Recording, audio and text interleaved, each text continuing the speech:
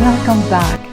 Now, one of the questions that I get a lot is from students and clients and esthetician, Maria, which is the best method, hard wax or soft wax? Most popular options for hair removal, and each has its own sets of benefits. Waxing with either hard or soft wax is generally safe, but there are certain contraindications make it unsuitable or require special attention and precautions, and I will be discussing them today in detail.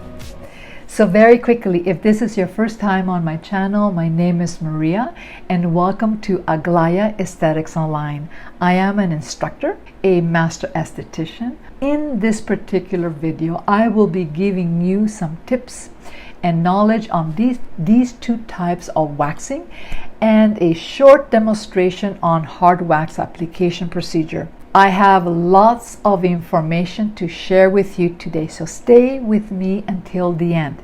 Give me comments below. Love to connect with you, so let's get started. So let me talk about the hard wax first. Hard wax adheres to the hair rather than the skin, making it less painful to remove compared to soft wax. This makes it ideal for sensitive areas like bikini, Brazilian, underarms, and anywhere on the face. Hard wax hardens on the skin and can be removed without the aid of cloth strips.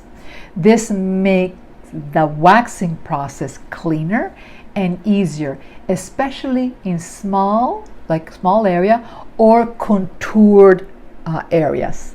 Also, the hard wax is particularly effective for removing the really coarse, deep, and stubborn hair. It grips to the hair more firmly, ensuring that even the short hairs are removed. But the hairs cannot be too short. The shortest that you can go is a half a centimeter or a quarter of an inch. Very gentle on the skin because it does not stick to the skin as much. Now let's talk about the soft wax. I have several videos on soft wax application and procedures. It seems like a lot of wax technicians or estheticians have a tendency to lean towards using soft wax. Soft wax is better suited for larger areas of the body like the legs, the arms, the back, the chest, as it covers more surface area quickly. Now, the process of applying soft wax and removing it with strips can be faster, making it ideal for clients who are short on time. Soft wax procedure exfoliates the skin more effectively because it adheres to both the hair and the outer layer of dead skin cells. This can leave the skin feeling smoother after waxing. Soft wax is often more affordable and is typically used in larger quantities, which can make it a more cost-effective option for waxing large areas. Soft wax is applied in very thin layer, which can make it easier to cover larger areas with less products. So now let's look at some of the contraindication of waxing hair removal. First of all, medical conditions. So if you have any skin disorders like eczema, psoriasis, dermatitis, or any kind of rashes, waxing can cause more problems, more irritation. Waxing over varicose veins can lead to complications, including bruising or damage to the veins.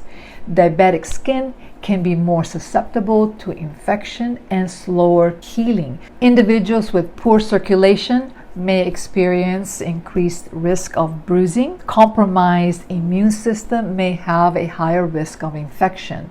So these questions are a must to be asked before you proceed with any treatment. It doesn't matter if it's hard wax or soft wax. So now let's look at some medication like retinoids, topical or oral retinoids like Retin-A, Accutane, make the skin more sensitive and prone to tearing or injury. If anybody has taken these kind of medication, I'm very careful using small areas, do a patch test so I can see the reaction on the skin. So not everybody that's taking this medication, I'm going to say, no, I'm not going to wax you. But I'm very precautious. I'm very careful. So I know that I'm doing the best treatment possible for my client.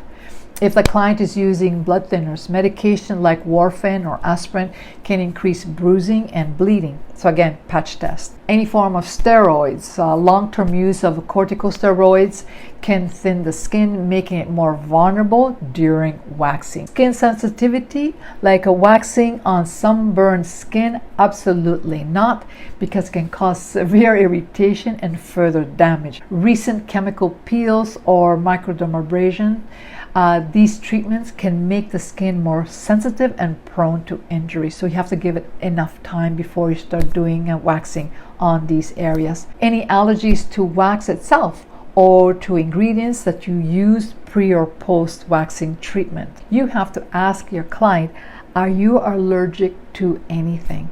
Other considerations like pregnancy. Hormonal changes during pregnancy can increase skin sensitivity. It doesn't mean I'm not going to wax a pregnant woman. I'm just going to tell you that you have to be a little bit gentler. Recent surgery or scar tissue, stay away from that area. Waxing over recent scars or healing skin can be painful and may cause further damage. Some women find waxing more painful during their menstrual cycle due to increased skin sensitivity. Active infections like cold sore or warts in the waxing area should be avoided. This point I'm going to mention now is something that you might agree with me or not. I always want to use the most natural products as possible and avoid anything with paraffin. A good product will benefit your client, nourishing the client with good active ingredients, but also you also absorb the product as you are applying, and the fumes of the warm paraffin, which is found in the wax, will penetrate your breathing in your lungs. I will create a video on the side effects of this ingredient in my next video and the long-term side effects of using paraffin-based products. It is incredible, the side effects of paraffin, and nobody is aware of it and nobody is talking about. Keep an eye for when I'm going to be uploading that specific tutorial. Let's look at post-care recommendations. Even if no contraindications are present, clients should follow proper post-waxing care for at least 2-3 days after the waxing procedure to reduce the risk of irritation or complications. So first thing is using a soothing gel or lotion such as like aloe vera gel, which helps to soothe and cool the skin, reducing the redness and irritation. Chamomile or tea tree lotion. These ingredients have an anti-inflammatory and antibacterial properties, making them ideal for post-waxing care. Ingrown hair treatment. Exfoliation. Gently exfoliate the area, but after 2-3 days, this will prevent by removing the dead skin cells on the skin and cleaning the follicle so the hair can come out nicely and you don't get those nasty ingrowns. Ingrown hair serums products containing salicylic acid, glycolic acid, tea tree can help prevent and treat ingrown hairs. Moisturizers. Keep skin hydrated, will prevent clogging pores, essential for preventing irritation and maintaining smooth skin, but also you do need to drink water. So moisturizing from the outside and moisturizing from the inside. Avoid harsh products, I would say all the time, but at least for 48 hours. Avoid using perfumed lotions, deodorants in the waxed area to prevent irritation. Skip hot baths or sauna, including avoiding the sun exposure. If you had just waxed the upper lip or eyebrow and you go into the sun, you're going to be photosensitive and you will acquire hyperpigmentation, dark. And it's going to take months before it goes away. So please, if you got yourself waxed, stay out of the sun for at least 48 hours. Now, heat can irritate the skin, especially if it's been freshly waxed, and increase the risk of infection. Using these products that I mentioned and following proper post-care guidelines can ensure a smooth, irritation-free experience after waxing. Understanding the benefits of each type of wax allows you to tailor your services to meet the specific needs of your clients, ensuring they have the best possible experience. For those of you who want to take immediate action and start a new hobby or profession in the wax bar business, then this training may be for you. To learn more about our training, click on the link below, fill in your contact details with some dates and time that works for you. I invite you to leave your valuable opinion in the comments below. If you enjoyed this content and found it valuable, share this with your friends and family or other estheticians. Give me a like, subscribe, share it on social media. Click on the notification bell so you will not miss any of my educational tutorials.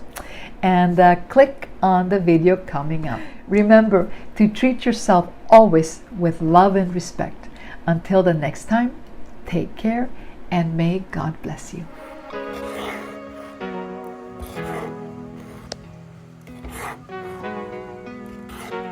So after the beads have melted, we have to be very careful that the consistency of the hard wax is correct. This is too liquidy. Okay, so the wax is getting to be closer to the right temperature, but as you notice, it's still a little bit too hot. Almost there. So for this wax, we have it at 60 and it is perfect. You can see the wax is moving very slowly, and so we're going to prepare the leg before we do the waxing procedure. The preparation of the leg, basically I'm using here an antiseptic, and in my antiseptic I mix 30% alcohol and 70% distilled water, so that does not dehydrate the skin. After that, I apply a thin layer of good oil, but very, very thin. If you apply too thick, the wax will not adhere onto the hair. Now, some individuals do not like to use oil, but they will apply a thin layer of baby powder or cornstarch. Okay, remember, very little. If you apply too much, just remove it.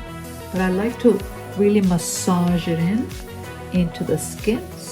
So it's almost like a little bit of a treatment.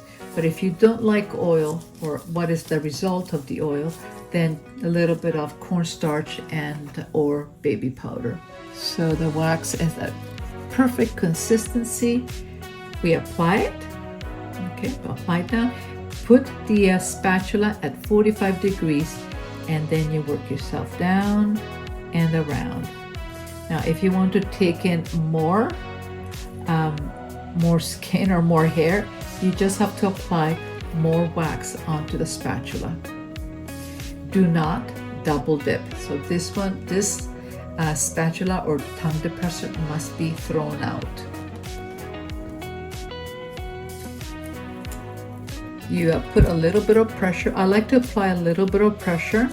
Now, as I apply the wax, there's also some pressure when I do that. Then I press again so the wax gets adhered onto the hair. But be very careful not to wait too long, because otherwise it will start to become brittle. It's very important that the lines here are straight.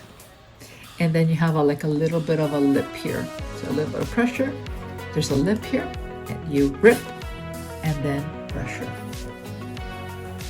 At the end of the procedure, you just need to check that you did not leave any wax behind. Apply a tea tree oil or aloe to the area. I prefer a tea tree oil because it's antiseptic.